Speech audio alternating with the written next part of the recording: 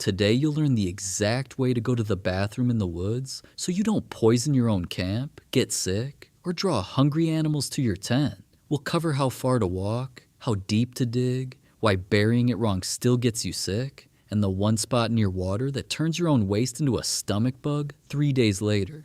Picture it. You wake up on day 2 of your trip, and your stomach is doing flips. You have maybe 5 minutes to figure this out, and doing it wrong here can wreck the rest of your trip. So what do you actually do? Because the move most people make first is the one that comes back to bite them. Most people just walk a few steps behind the nearest bush and go, it feels far enough. But a few steps is not far enough, and here's why that will ruin your whole camp. That close, the smell drifts right back into your tent when the wind shifts. And that smells a dinner bell for raccoons, mice, and even bears that come sniffing around at night. So here's the fix. Walk at least 200 feet away from your tent, your kitchen, and any water. That's about 70 big steps for a grown-up. But walking far is only half of it, because there's one spot that looks perfect and will make you sick 3 days later. The bank of a stream feels soft and easy to dig, but rain and runoff wash everything you leave straight into the water you'll be drinking from later. 3 days later, you scoop up a drink downstream, and now you've got the runs from your own mistake. That's how a lot of hikers end their trips early. So pick your spot away from camp, away from water, and away from any trail. A sunny,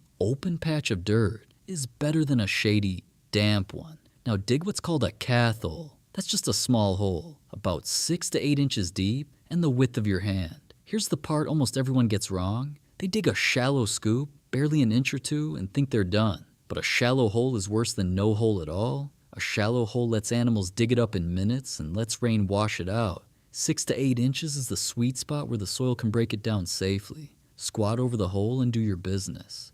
Keep your balance by holding a small tree or a sturdy branch if the ground is uneven.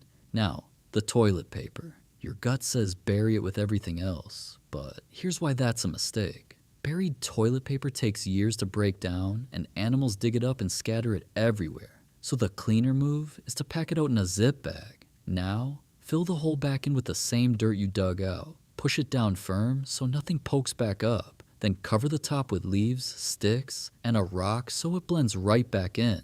Now nobody, human or animal, ever knows you were there. Last step.